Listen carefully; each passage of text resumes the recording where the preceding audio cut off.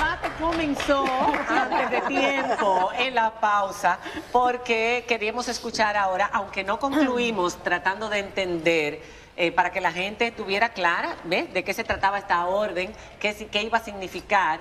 Hablábamos de política, es una política que va a permear. Que si iba a ser una materia, que y te si va, respondieron porque que la no, gente no sabe, que entonces no la gente es quiere una saber. materia. No es una materia, es una política que va a permear. Un eje transversal que va a permear todos los ciclos, todas las áreas, en todos los niveles, todos los ciclos, niveles y áreas. Mercedes tiene la palabra en este momento. Mercedes Coronado, presidenta de la Unión Dominicana de Instituciones Educativas Privadas. ¿Qué ustedes objetan de esta ordenanza?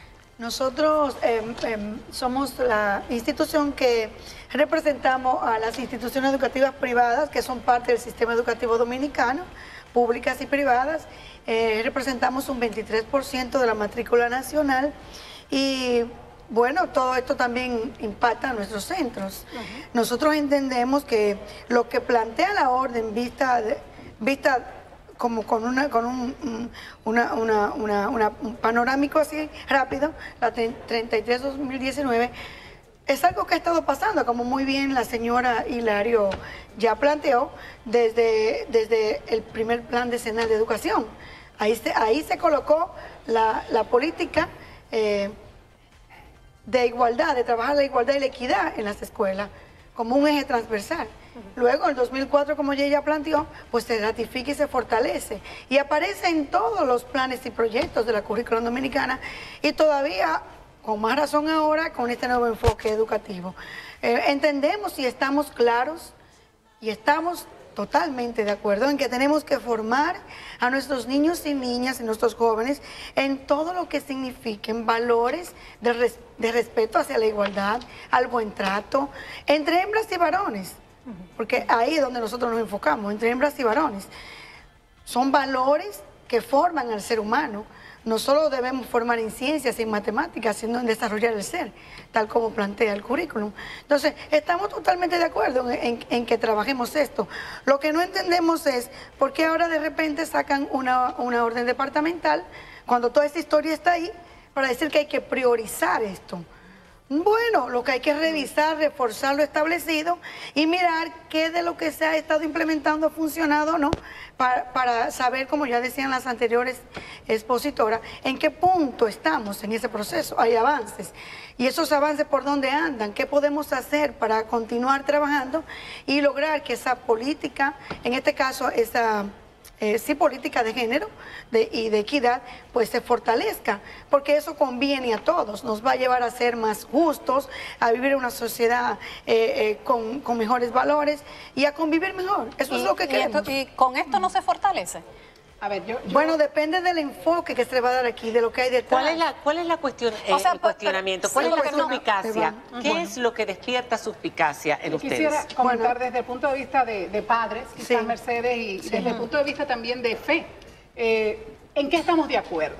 Yo creo que siempre es bueno en un debate saber en qué estamos de acuerdo. Estamos completamente de acuerdo con una educación para la equidad y para la igualdad de acceso a las oportunidades entre niñas y niños. Y la historia que han contado mis compañeras de mesa así lo confirma, porque nosotros somos compromisarios y firmantes.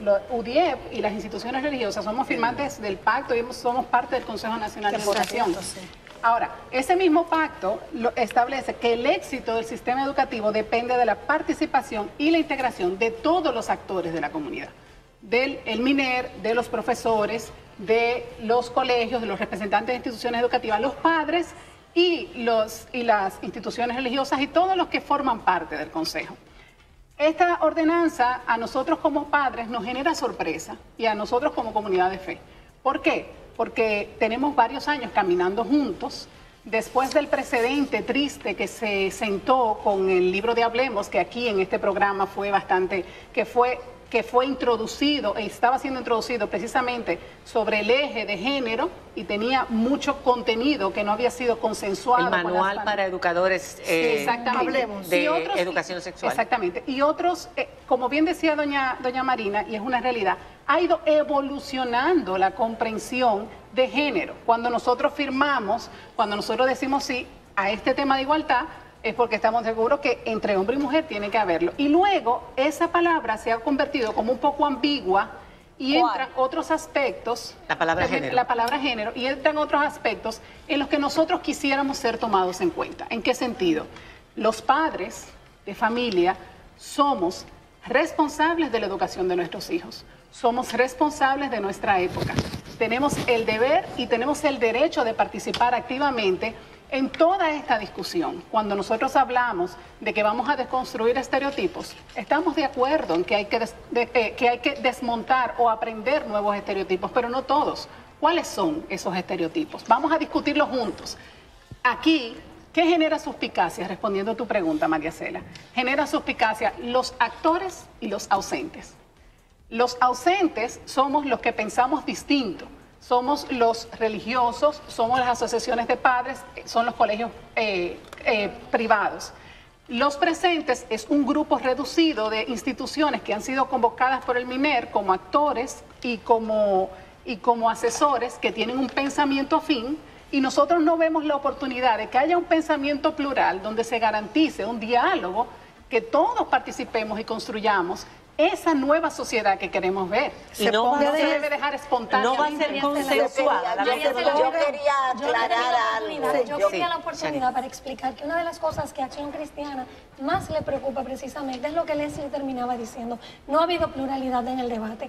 La ley de educación claramente establece cómo se definen las políticas generales de educación, y no es el ministro ni el departamento de género que está llamado a definirlas. El artículo 78 de la ley de educación claramente establece que es en el Consejo Nacional de Educación donde todos estamos representados. Pero esto no tiene todavía donde puede haber pluralidad de debates. Es que el orden establecido en la ley de educación es que primero se va al Consejo Nacional, se discute, se escuchan a todos los actores y luego ese consejo define una política, y el ministro es el llamado por el artículo 87 de la ley de educación a implementar la política y a ordenar entonces al departamento de género y a velar por su implementación. En este caso nos llama suspicacia que la forma como la orden ha sido establecida y dictada viola todo lo que está establecido en el ordenamiento jurídico de la ley de educación y viola el artículo 63 de nuestra Constitución, que le da a los padres el derecho de decidir cuál es la educación moral que le quiere dar a sus hijos. Vamos a el hombre que no hablaba, Marina y el además de que soy un solo. Marina y Menegildo. Pero esta parte quizás Marina para que deja Marina y luego yo quería, lo primero que quiero decir lo siguiente: no podemos llamar al debate sobre el tema de la política de género, porque no hay política de género. No tenemos el primer párrafo definido sobre la, escrito sobre la política de género. Por lo tanto, si estamos hablando de esta orden que muy bien, como usted muy bien ha definido, es una orden departamental que la emite el ministro, y uno de los objetivos fundamentales es, como lo establece, el diseño metodológico y el cronograma de trabajo para avanzar en la definición de la política, cuyo elemento fundamental posteriormente va a ser, como establece muy bien la orden, ir al órgano responsable, que en este caso es el Consejo Nacional de Educación, que es quien define no la política de género, todas las políticas relativas a la educación. Por lo tanto, el segundo paso, elaborado la política, avanzada la política, es justamente someter al Consejo, el cual deberá conocer, sancionar, aprobar o desaprobar, producir las modificaciones que considere, y a partir de ahí, ¿por qué surge y por qué se establece la orden y se decide que trabajemos en una política de género? Porque aunque desde el Ministerio de Educación se ha venido trabajando iniciativas relativas a la equidad de género, hay instituciones, yo tengo aquí a mano, por ejemplo, esto que me lo entregó hoy uno de los obispos, Raíces, Revista del Pensamiento Cristiano. En esta revista del Pensamiento Cristiano, la institución Fe y Alegría cuenta su experiencia, y lo primero que plantea es que ellos tienen definido una política de género desde el año 2011. Entonces, Fe y Alegría, que es una institución que hasta cierto modo depende, ¿verdad?, como por la rectoría del Ministerio de Educación no tiene una política de género y el Ministerio de Educación no la tiene. Digo, sí la tienen y el Ministerio no. Y el Ministerio pero la no. tenemos también en los centros educativos, porque eso es un mandato del Ministerio de los 24. Políticas definidas. Fíjense que cuando estamos hablando de... Vamos a especificar para eso, terminar, Marina. una política, aquí yo quiero algo concreto. Yo encontré que me pareció, cuando estamos hablando de política, una política pública traza las estrategias, los objetivos, la misión y la visión. El sistema de evaluación. Todos los componentes. Sí, doña Marina, yo estoy de acuerdo con sobre un tema concreto. En este caso estamos hablando del tema de equidad de género, que no es más. Y nosotros hemos reiterado que estamos totalmente de acuerdo con una política de equidad de género. Porque lo que no estamos de acuerdo. Leslie y yo tenemos hijas. Pero claro, yo tengo hijos e pero a ver, pero lo que está diciendo lo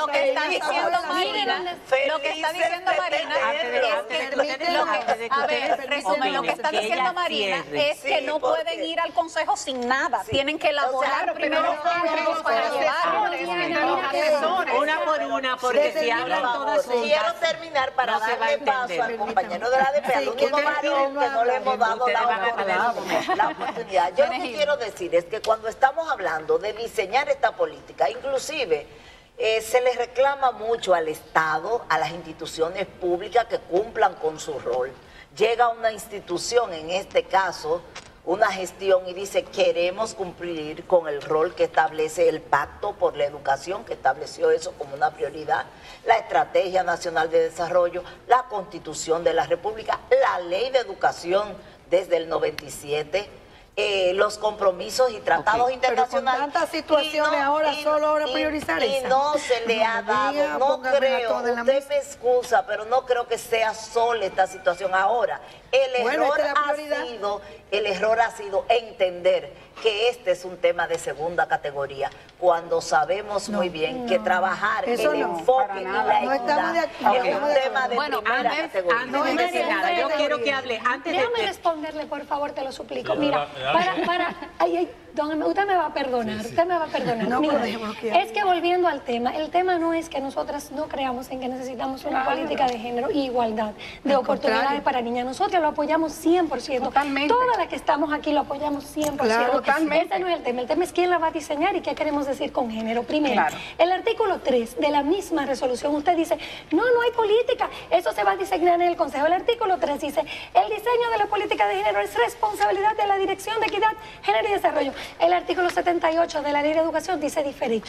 El artículo 78 de la Ley de Educación dice, son funciones y atribuciones del Consejo Nacional de Educación, donde nosotros estamos representados definir las políticas generales.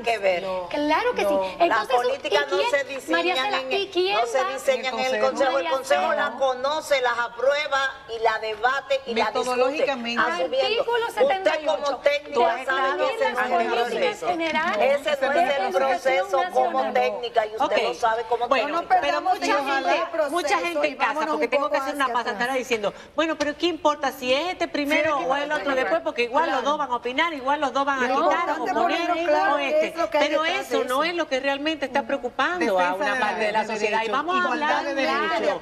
Vamos a hablar claro. ¿Qué es lo que hay detrás? Vamos a hablar claro. Vamos a hablar claro.